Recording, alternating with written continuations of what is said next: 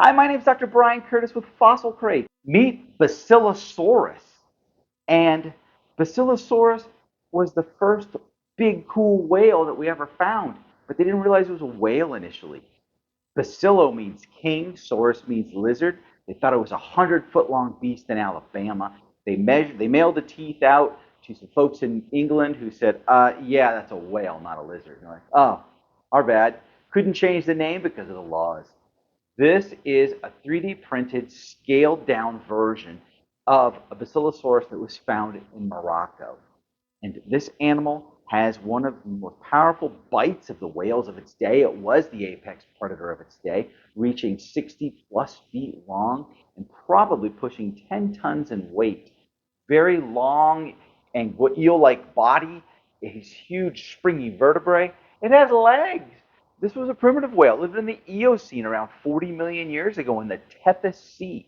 It swam from the Morocco and Egypt, where they find a complete specimen, all the way over into Alabama. There was an ocean that allowed them to swim. Tiny little legs, wouldn't have been useful for anything particular, except they were there. Maybe it was acting as a clasper during reproduction. That's always a possibility. Not really sure what they were used for. You can see it has this beautiful arching skeleton. This one's going down for a dive. It has its limbs here. You can see it's a tiny little one. The adults ate critters called Durodons, which were like dolphins. These would have chased mostly fish. We know they chewed their prey thanks to wear patterns on their teeth. So we know that these were like killer whales today in a lot of ways.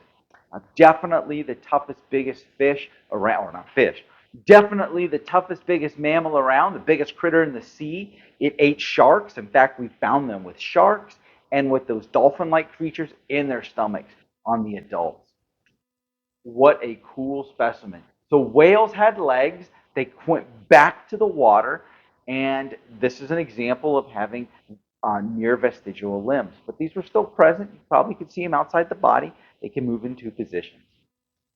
A neat specimen, wonderful, cool teeth, two different varieties, just like you've got teeth up front, canines, and then you've got grindy teeth in the back. Whales did the same. They had that mammalian ancestry. I really enjoy seeing this specimen. I'm glad it's here in the home.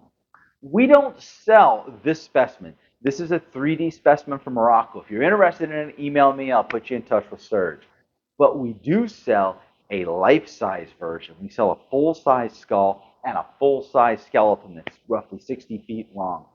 So if you're interested in a full-size Basilosaurus, give me an email or a call, and I will figure out how to get you a Basilosaurus. Skull or skull plus skeleton as a kit or fully mounted. Do it all. I'm Dr. Brian Curtis, and thank you kindly. Adios.